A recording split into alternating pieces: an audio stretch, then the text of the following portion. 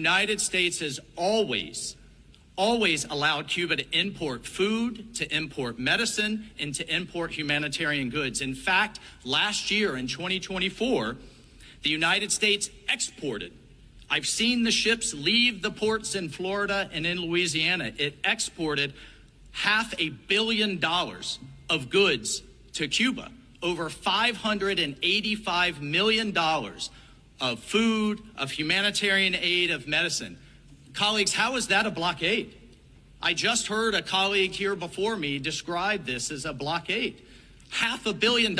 And in fact, the Cuban regime can trade with any of you, with the entire world, with the rest of the Western Hemisphere, with our friends in Canada and elsewhere. There's no blockade. A blockade would be preventing anything from coming to Cuba. So please stop repeating this propaganda that allows the regime to then go back and have an excuse for its own failures.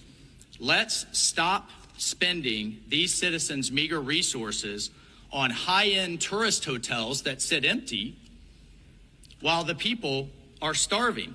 Tell the regime you've seen the investigative reporting about Cuba's military-controlled companies sitting on billions of dollars in offshore and overseas bank accounts, again, while its own people's needs are ignored. Please share with the regime its governance failures that have driven out 2 million Cubans have left Cuba, not coming in, they are leaving, and remind the regime to start prioritizing the needs of its own people. But most of all, it's time the regime is to be held accountable for its own human rights record, for its forced labor to make charcoal and cigars, for the 700 political prisoners that it continues to hold unjustly in prisons under horrific conditions and the constant threat of abuse and torture, the people that are rising up due to the oppression, that are arrested and treated brutally, and let's hold it accountable